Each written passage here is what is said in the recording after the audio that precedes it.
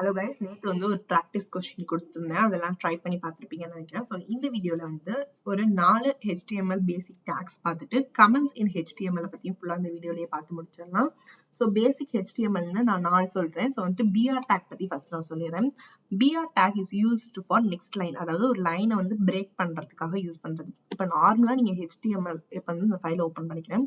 HTML வந்து case sensitive வந்து கிடையாது. அதாவது அப்பர் கேஸ் லோவர் கேஸ் வந்துட்டு எதுல வேணாலும் எழுதிக்கலாம். இப்போ நீங்க வந்துட்டு H1 அப்படின்றது கேபிட்டல்ல போட்டாலும் சேம் தான். இதே H1 நீங்க ஸ்மால் லெட்டர்ல போட்டிருந்தாலுமே அது வந்து சேம் தான்.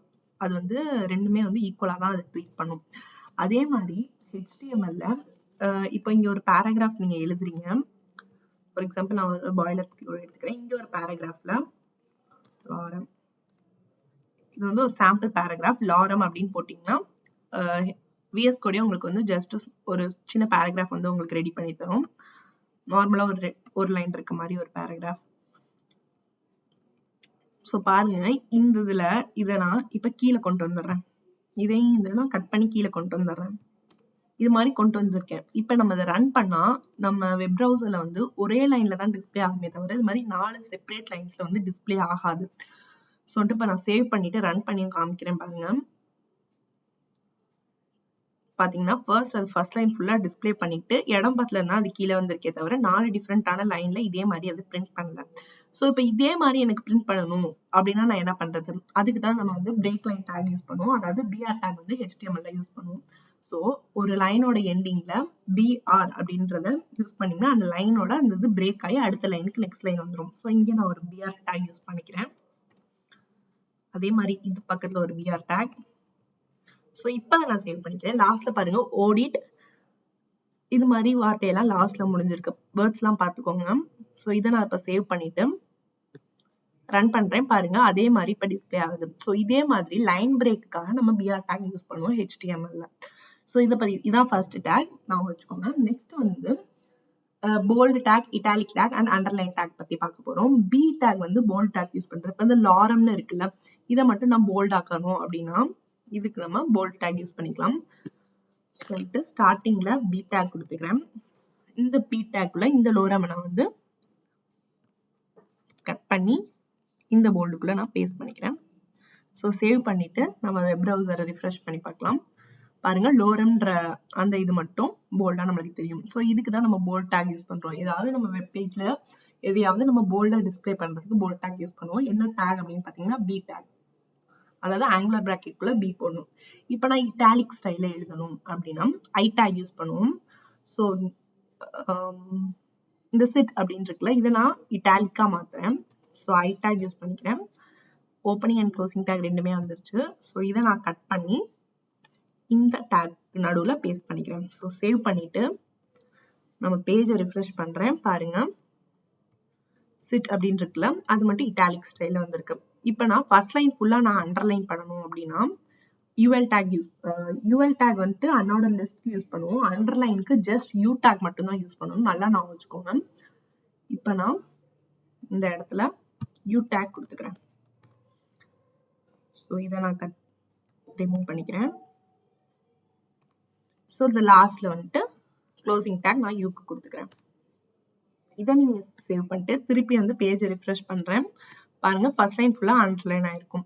ஸோ அண்டர்லைனுக்கு U டேகும், பிரேக் லைனுக்கு BR டேகும், போல்டுக்கு B டேகும், இட்டாலிக்கு I டேக் எல்லாத்தையும் நான் வச்சுக்கோங்க. ஸோ 4 டேக்ஸ் வந்து இந்த வீடியோல பார்த்திருக்கோம் with எக்ஸாம்பிளோட.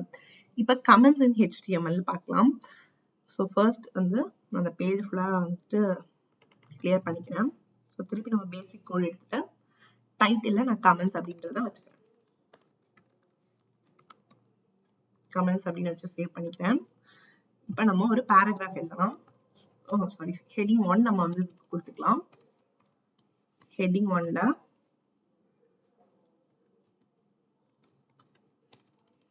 this is part of code that should not be passed. இதை நான் சேவ் பண்ணிக்கிறேன். சேவ் பண்ணிட்டு நம்ம வெப் ப்ரௌசர்ல போய் ரன் பண்ணா H1ல இது டிஸ்பிளே ஆகும். இப்ப கமெண்ட்ஸ் வந்து நம்ம ப்ரோக்ராம்ல எதுக்கு யூஸ் பண்ணுவோம் அப்படின்னு பாத்தீங்கன்னா, இது வந்து நம்ம கமெண்ட் பண்ணிட்டோம்னா நம்ம என்ன எழுதியிருக்கோமோ அது வந்து வெப் ப்ரௌசர்லயோ இல்ல அவுட்புட்ல அது டிஸ்பிளே ஆகாது. கமெண்ட்ஸ்க்கு வந்து இதுக்கு தான் யூஸ் பண்றோம். அது டிஸ்ப்ளே ஆகாது. ஆனா நம்ம நிறைய கோட் எழுதணும்னா நம்ம ஹெட்டிங் கொடுப்போம்ல, லைக் வந்து இந்த இடத்துல நான் ஃபங்க்ஷன் யூஸ் பண்ணியிருக்கேன், இந்த இடத்துல நான் இது பண்ணியிருக்கேன் அப்படின்றத கோட் மாதிரி எழுதி அதை வெப் ப்ரௌசர்ல டிஸ்ப்ளே பண்ண வைக்காது. But at the same time user வந்து அண்டர்ஸ்டாண்ட் பண்ணிக்கிற மாதிரி அங்க வந்து ஜஸ்ட் ஒரு வேர்டிங்ஸ் இல்ல ஒரு லைன் வந்து நமக்கு கமெண்ட் பண்ணிக்கலாம். இப்போ நான் இதை கமெண்ட் பண்றேன். ஃபர்ஸ்ட் இது கமெண்ட் பண்ணணும்னா ரெண்டு வழி இருக்கு. ரெண்டு வழி மூலமா நம்ம இதை கமெண்ட் பண்ணிக்கலாம். ஒன்னு வந்து ஷார்ட்கட். ஃபர்ஸ்ட் நான் வந்துட்டு நார்மலான கமெண்ட் சொல்லிக்கிறேன். So angular bracket exclamatory 2 minus simple போட்டி, இது வந்து கமெண்ட். ஸோ இந்த கமெண்ட் இதான் வந்து கமெண்டோடைய சின்டாக்ஸ். ஸோ எதை நீங்க கமெண்ட் பண்ணணுமோ அதை காப்பி கட் பண்ணிக்கோங்க. இப்போ நான் அதை நடுவில் பேஸ்ட் பண்ணிக்கிறேன்.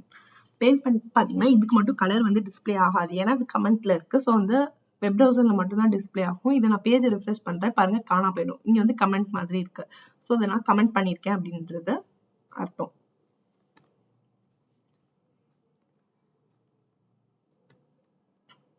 இதே என்ன ஷார்ட்கட் அப்படின்னு பாத்தீங்கன்னா அதே மாதிரி நான் இன்னொரு பேராகிராஃப் எழுதிக்கிறேன். பேராகிராஃப்ல this is part of code that should not be asked. இதை நான் சேவ் பண்ணிக்கிறேன். இப்போ அதை ரன் பண்ணி பார்க்குறேன். ஒரு பேராகிராஃப் வந்து நம்மளுக்கு டிஸ்பிளே ஆகும். இப்போ ஷார்ட்கட் கீ என்ன அப்படின்னு பார்த்தீங்கன்னா நம்ம எதை கமெண்ட் பண்ணணுமோ அதை ஃபர்ஸ்ட் செலக்ட் பண்ணிக்கோங்க. செலக்ட் பண்ணிட்டு கண்ட்ரோல் பிளஸ் ஃபார்வர்ட் ஸ்லாஷ் கொடுத்தீங்கன்னா பாருங்க அதுவே வந்து ஹைலைட் ஆன இருக்க வேர்டு எல்லாமே மறைஞ்சு நார்மலா டிஸ்பிளே ஆகுது. ஸோ வந்து உங்களுக்கே தெரிஞ்சிருக்கும் இப்போ கமெண்ட் ஆயிருக்கு. இதை நீங்க சேவ் பண்ணிக்கோங்க.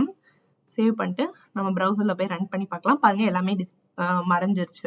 அதாவது கோட்ல டிஸ்பிளே ஆகும், அவுட்புட்ல அது டிஸ்பிளே ஆகாது. அதைத்தான் நம்ம கமெண்ட் அப்படின்னு சொல்லுவோம்.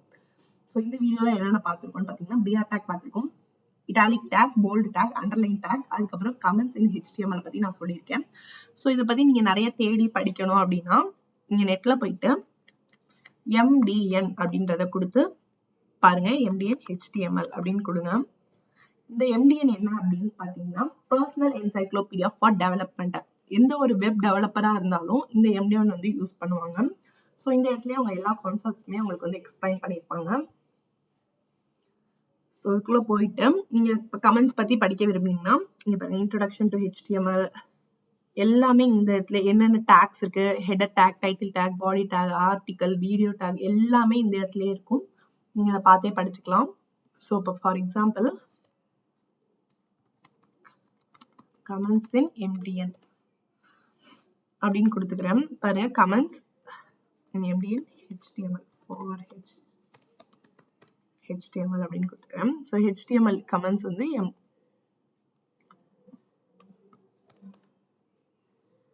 இங்க வருது பாருங்க கமெண்ட்ஸ் இன் HTML. ஸோ இங்க பாத்தீங்கன்னா CSS ஓட கமெண்ட் வருது. இதே மாதிரி நீங்க HTML-க்கும் தேடி படிச்சுக்கலாம். ஸோ MDN வந்து ஒரு ஃப்ரீ ரிசோர்ஸ் தான். இது வந்து வெப் டெவலப்பர் இல்ல ஏதோ டெவலப்பரோட லைப்ரரின்னு சொல்லுவாங்க, personal encyclopedia for development. So இந்த வீடியோல நிறைய யூஸ்ஃபுல்லான விஷயம்ஸ் எல்லாம் கத்துட்டு இருப்பீங்கன்னு நினைக்கிறேன். ஸோ வீடியோ வந்து லைக் பண்ணிக்கோங்க, சேனலை ஃபாலோ பண்ணிக்கோங்க for learning more. Thanks for வாட்சிங்.